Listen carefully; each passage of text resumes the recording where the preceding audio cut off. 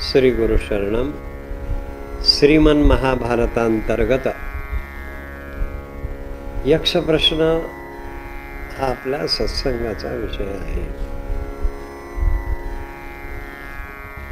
वस्तुतः मागील प्रकरणामध्ये आपण पाहिलं, आजच्या काळाला सुसंगत असणारे प्रश्न किंबहुना त्या प्रश्नाचं उत्तर हे घेऊन आपण हे प्रकरण सुरू केलं आहे. पुढचा प्रश्न आहे. यक्षराज म्हणतात, दयाच का परापोक्ता, दया कशाला म्हणावं? मोठा प्रश्न आहे, उत्तम आहे आणि तसा फार अवघड आहे. दया कोणाला म्हणावं? आपण काय म्हणतो, हा मनुष्य दयाळू. अगदी साध्या साध्या उदाहरणाने आपण पटवून घेऊ. काय हो, दयाळू येतोय, काय दानधर्म करतात, किती दया आहे ह्यांना. दया सर्वभूतेषु, आमच्याविषयी दया आहे. दया म्हणजे प्रेम. आमच्याविषयी किती कारुण्यता आहे, आमच्याविषयी किती प्रेम आहे. मग ही दया हिला काय म्हणावं? आता बघा, अनेक गोष्टी आहेत. दोन म्हणजे आपण एखादा दानधर्म केला, आपल्याजवळ आहे, की लोक म्हणतात काय दयाळू आहे, काय कारुण्यता आहे, काय, पण त्याला दया म्हणत नाही. जो गरजू आहे त्या गरजूला नेमकं काय पाहिजे हे जो देतो, त्या देणारा जो आहे तो दयाळू, असा तो दयाळू आपल्याला मिळाला पाहिजे. देणारे देतच असतात, घेणारे घेतच असतात, पण घेणारा आणि देणारा हे दोघेही गरजू पाहिजे. आता त्याच्यावरती काही टिप्पणी करणं हे अयोग्य ठरेल, कारण आता काय, घेणारे भरपूर आहे घेतात, देणारेही भरपूर देतात, त्याला दया म्हणत नाही. तर एक आपण लक्षात घेऊ. मुंगी आहे, मुंगी. मुंगीवरती निवृत्तीनाथांचा अभंग फार सुंदर आहे. मुंगी एक साखरेचा कण घेऊन लांबपर्यंत जाते. तो साखरेचा कण खाली पडतो, पण ती चिकाटीनं उचलते आणि त्या बिळामध्ये जाते आणि आपल्या सर्व कुटुंबांचं पोषण एका साखरेच्या कण्यावरती करते. हे कार्य त्या मुंगीचं आहे. आणि म्हणून निवृत्तीनाथ असं पुढे सांगतात, की म्हणाले, मुंगी जेवढं अन्नाची नासाडी करत नाही, ते तिला जे ज्ञान आहे ना, ते खरं ज्ञान आहे. मनुष्य काय करतो, त्याला जे मिळतं त्याच्यातलं ते टाकून देतो, त्याला नको जास्त मिळतं. म्हणजे गरजवंताला सुद्धा त्याच्या गरजेपेक्षा सुद्धा जास्त मिळाल्यानंतर त्याच्यावरती दया करण्यात अर्थ नाही. म्हणून हा प्रश्न केला. जो गरजू आहे, जो पीडित आहे, पीडित म्हणजे कोणता? अपंग आहे, दिव्यांग आहे, त्याला त्याची गरज आहे आणि ती त्याची गरज पुरवल्यानंतर तो त्याला आधार मिळाला. एखाद्या मोठ्या गर्भश्रीमंत असणाऱ्या माणसाने, त्याला अंध आहे, त्याला दृष्टी दिली, तो पुढे मोठा झाला, त्याला नोकरी लागली आणि उत्तम रीतीनं तो एका अधिकार पदावरती गेला, कारण त्या माणसाने त्याची दिव्य दृष्टी देण्याचं जे काम केलं त्याला दया म्हणतात. हा महत्वाचा भाग आहे. केवळ द्यायचं म्हणून द्यायचं आणि घेणाऱ्याने घेतच राहायचं, याला कोणी दया म्हणत नाही. तर दयेची व्याख्या आजच्या काळात बदलली पाहिजे. आणि म्हणून सत्पात्री दान, आपण जे म्हणतो ना, सत्पात्री दान द्यायला पाहिजे. एक महाभारतामधला एक सुंदर प्रसंग आहे, तो आपण पाहूया आणि या प्रश्नाचं उत्तर आपण त्याच्यामध्ये चिंतनामध्ये शोधत राहूया. एक प्रसंग असा आहे, धर्मराज हा म्हणजे हा याचाच दरबार भरला होता. तो तिथे त्याने एक यज्ञ केला. यज्ञ केल्यानंतर एक सुवर्ण मुंगूस हा त्या ठिकाणी येतो. त्याचं अर्ध अंग सुवर्णाने भरलेलं आहे आणि अर्ध अंग मुंगसाचं जे आहे ते तसंच आहे. तो सगळीकडे काहीतरी शोधत असतो. तेव्हा धर्मराजाने ते पाहिलं की अर्धा हा मुंगूस, अर्धा सोनेरी आणि अर्धा त्याचं मूळ शरीर आहे. तेव्हा त्याने सांगितलं, म्हणजे तो मुंगूस म्हणतो की म्हणाले, राजा, या हस्तिनापुरामध्ये तुझ्या गावाच्या बाहेर एक कुटुंब आहे. फार सुंदर प्रसंग आहे. आणि ते कुटुंब अतिशय गरीब आहे. तो गृहस्थ आहे, त्याची पत्नी आहे, त्याची 2 मुलं आहेत आणि त्यांच्या पत्नी आहेत. तेव्हा काही अन्न नव्हतं, म्हणून त्यांनी एक सातूचं पीठ तयार केलं, पाणी घातलं आणि सगळेजण मिळाले, आपण एवढंच भांड आहे तर आपण एवढ्यामध्ये भूक आपली बघूया. कारण फार काही अतिशय दारिद्र्य म्हणजे फाटकी झोपडीमध्ये. तेव्हा तो गृहस्थ जो आहे तो असा तोंडामध्ये त्याने असे 4 वाटण्या केल्या आणि खाणार एवढ्यामध्ये दारामध्ये एक याचक आला. अरेच्या म्हणाले, तो भुकेजलेला आहे. पाणी त्याला दिलं, अतिशय भुकेजलेला होता, त्याने त्याला दिलं. दिल्यानंतर त्याचा मुलगा आणि हे म्हणतो की बाबा, तुम्ही कशाला देता, तुम्ही वयस्कर आहे, आम्ही तरुण आहोत. 2 दिवस उपवास केला तरी आम्ही आत्ता जरी आमचं अन्नदान केलं, आम्ही हे दिलं तर काही होणार नाही. नाही नाही म्हणाले, तसं नाही. मुलगा असं, आम्ही ज्येष्ठ आहे म्हणून ते देतात. एवढा दुसरा याचक होतो. आणि देता देता देता तिथे सातूचे कण पडतात. शेवटी या चौघांच्या जवळ अगदी थोडेसे कण राहतात ताटामध्ये, त्या पातेल्यात. ते खरडून खरडून खातात, भूक शमवतात. तेव्हा तो मुंगूस असं म्हणतो की तिथे सातूच्या पिठाचे जे कण पडलेले होते ते मी भक्षण केले आणि माझं अंग सुवर्णाचं झालं. म्हणजे काय? अरे बाबा, ज्याच्याजवळ काही नव्हतं त्याने खऱ्या अर्थानं जे दान दिलंय, स्वतःच्या पोटाला चिमटा घेऊन, त्याला दान म्हणतात, त्याला दया म्हणतात राजा. पण नुसतं ते कण खाल्ल्यानंतर मला ते खऱ्या अर्थानं दान जे झालेलं आहे ती दया आहे. ती दया माझ्या अंगावरती सुवर्ण रूपानं ही चमकू लागली आहे. काय सांगायचं, सर्द झाला. मग आता अर्ध अंग म्हणून सुवर्णाचं करावं म्हणून तू एवढा मोठा दरबार मांडलास, सोन्याचं, रुपयाचं, वस्त्रांचं दान देतोयस. तिथे मी गडबडा लोळतोय, पण माझं अर्ध अंग हे काही सुवर्णाचं होत नाही. सुवर्णाचं होत नाही, सर्द झाले. म्हणजे सत्पात्री दान करणं, गरजूला दान दिलं जात नाही. तुझ्या दरबारामध्ये ज्यांची पोटं भरलेली आहेत त्याला दान देऊन काय उपयोग आहे, हे त्या मुंगसाला जणू काही सांगायचं होतं.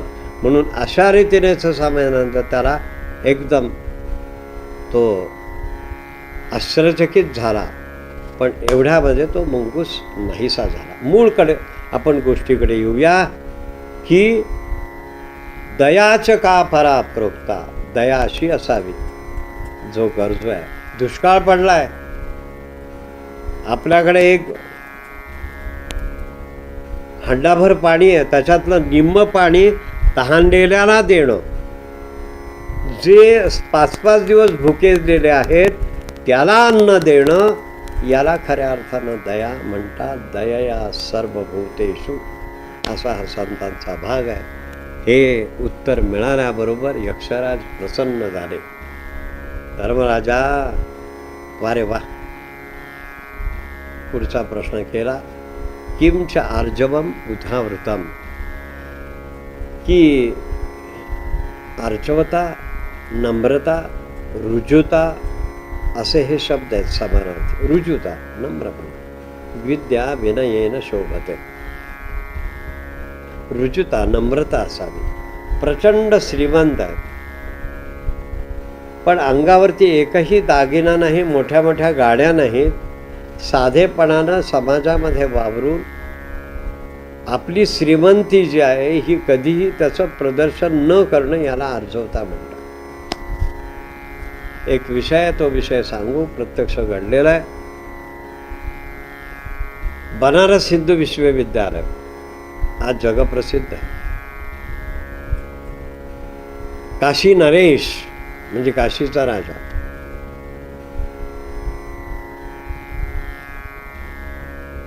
बनारसमध्ये एक विद्यापीठ असावं, हिंदू विश्वविद्यालयाची स्थापना करण्याचं ठरवलं. पंडित मदन मोहन मालवीय त्यांचा जर चित्र बघितल्याबरोबर अशी पगडी, गळ्यामध्ये पांढरा स्वच्छ अशा प्रकारचं उपरणं, अशी ती मूर्तिवंत सात्विक मूर्ती बघितल्याबरोबर आपण नम्र होतो. त्यांच्यामुळे आज बनारस हिंदू विश्वविद्यालय. तेव्हा काशी नरेशांच्याकडे आले. काशी नरेश नमस्कार, काय पाहिजे पंडितजी? उठून उभे राहिले. राजा आहे तो काशीचा, याला अर्जवता म्हणतात. काशी नरेशाला काशी विश्वेश्वरानं सांगितलं आहे की दिवसभर काशीमध्ये राहा, बनारसमध्ये, पण संध्याकाळ झाली की गंगा पार जायचं आणि तिकडे रामनगर दुर्ग आहे, आज आपल्याला पाहायला मिळतो. काशी नरेश संध्याकाळ झाली की आपल्या दुर्ग म्हणजे किल्ल्याकडे प्रयाण करतात. अशा काशी नरेशांच्याकडे हे पंडित मदन मोहन मालवीय आले.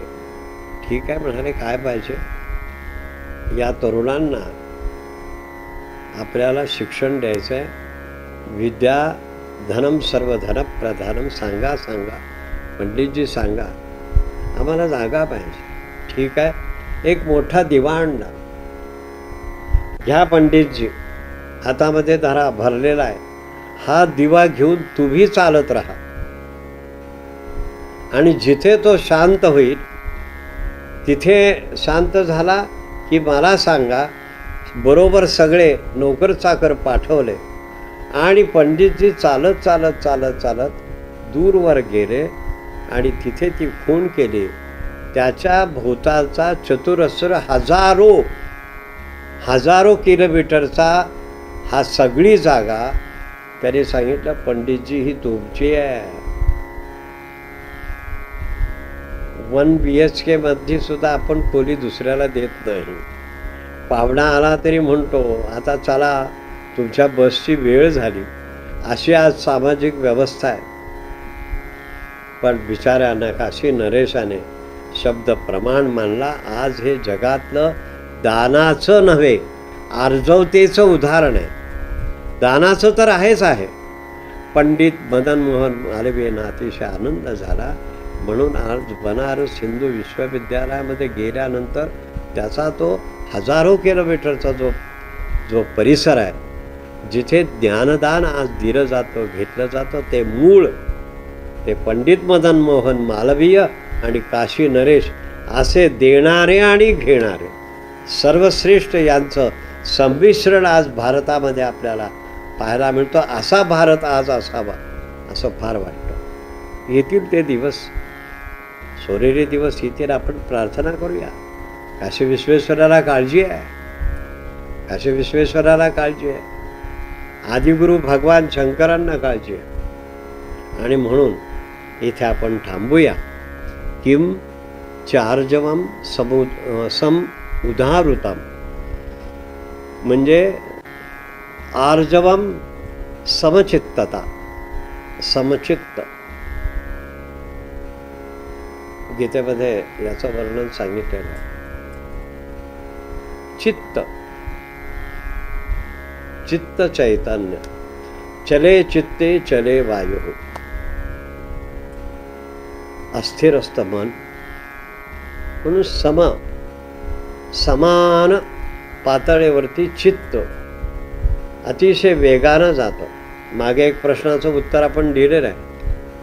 वायूपेक्षा वेगवान कोण? मन.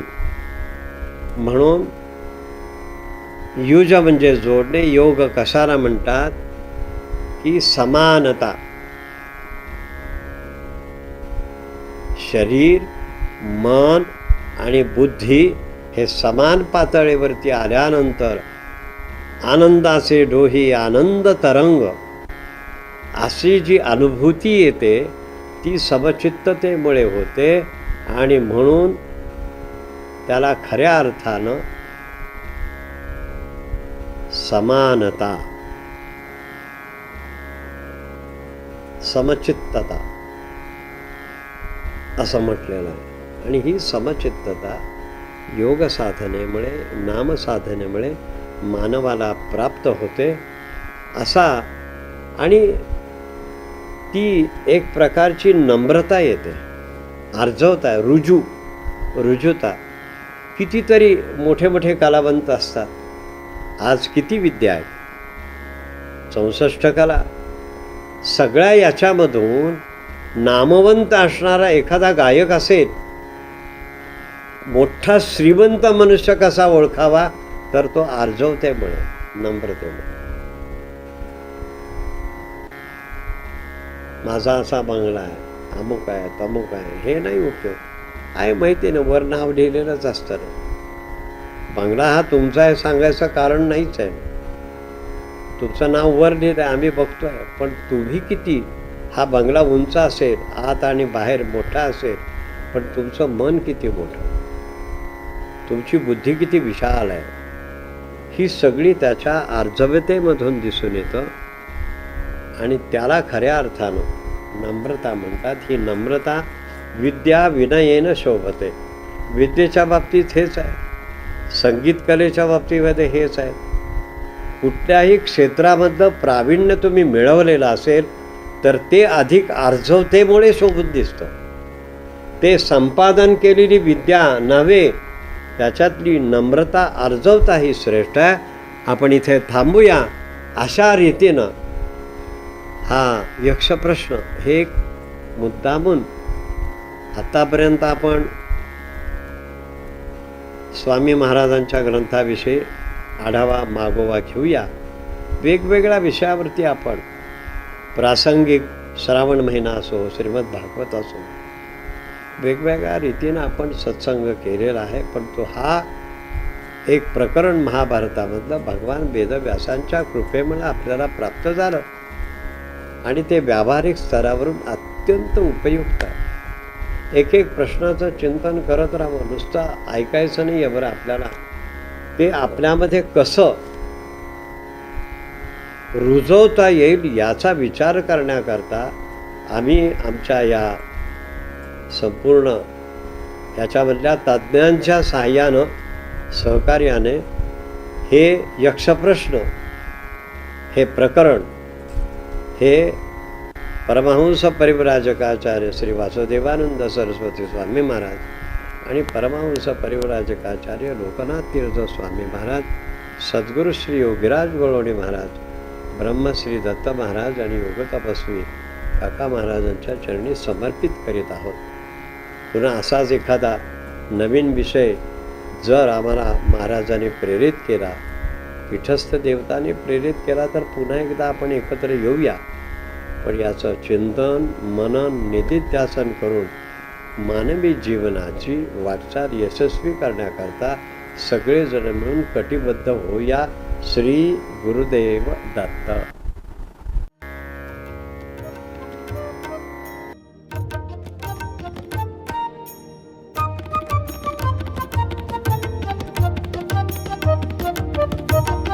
सहज साध्य हा मार्ग असे जरी, पंथराज हा ऐक्याचा. श्री स्वामींचा आशिष लाभे, संतत प्रत्यय येत्याचा.